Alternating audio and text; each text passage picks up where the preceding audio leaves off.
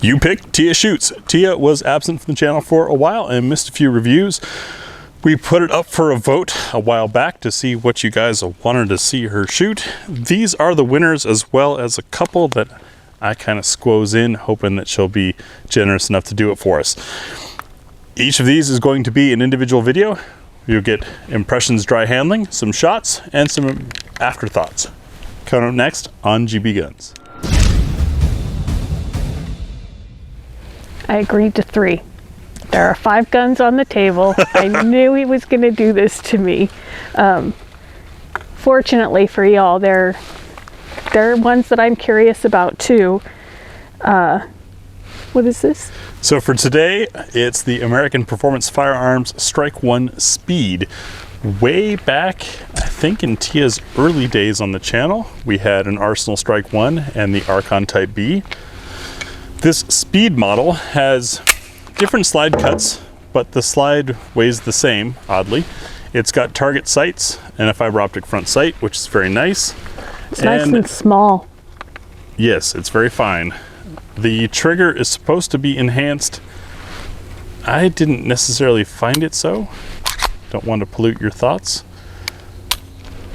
It's kind of squishy on the reset. If I let all the way out. That's nice. That's a nice pull through, actually. Not.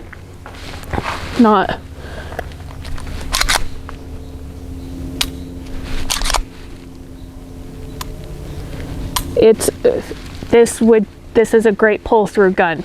The reset on it's really not very noticeable, so you may as well just let it all the way out. It's not that much further, and you're gonna get a more accurate shot by doing that. Oh, I just messed it up. I almost made bleepable content too. And for those who aren't familiar with the Strike One platform or the Archon platform, it uses a different action types. The barrel doesn't tilt. It makes for a very smooth cycling gun. Plus, this being a 5-inch barrel, you've got a nice long sight radius and long cycle of the slide that can make it really comfortable to shoot. And without even putting any rounds through it, just as I reset it, it's so smooth. Like there's none of that spring chunk that you kind of get sometimes. I like, even though this is a larger gun, I am able to reach the mag release, which is awesome. I'm also able to reach the slide release, also awesome. And the fact that it's not so firm, or I'm strong enough to do it basically, because there's some of them that I cannot do that on. I have to slingshot it, which I don't always like because these sights can get sharp. Anyway, heavy, it's not so heavy. It's a big gun, but it's not that heavy. That concerns me only a little bit in being able with my smaller hands to keep the nose down, but I've got length working with me, so. And there's plenty of real estate to put your hands on. Yeah. It's almost entertaining to me to see how much of the grip hangs out below your hands. Oh, yeah. That never happens to me. Definitely a fun range toy. Let's ride this Cadillac. 10 rounds just to get a feel of how my impression could change from what it is initially, and that this is a nice comfy gun. I've got plenty of territory to put my hands on, and I'm looking forward to it. But just 10 rounds to see how things change or opinions change. Plus you've shot the basic Strike One and you've shot the Archon Type B, so you have experience with this general platform. I love that I'm able to release the slide without having to slingshot while it works. This is something I've been working towards being better at. Oh. It begs to be shot.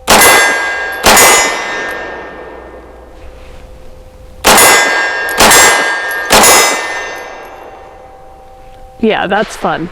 That's really nice and just as comfortable as I expected it to be. I thought I had less rounds than that. And talking and shooting is not easy. Yeah. I love that it's fiber optic, but it's small. So it doesn't, I have astigmatism, corrected lenses and all of that. And it looks normal size, but when you put it between when you look at it through here, it narrows down nicely. Some of them can explode, even not being a red dot, just the fiber optics. I've noticed recently that can explode for me. So I really appreciate that. And they just make these things. Like, you don't have to find your grip. It's just there. It sits in the hand. It does everything it's supposed to, and they're just made to be shot, and they're super comfy.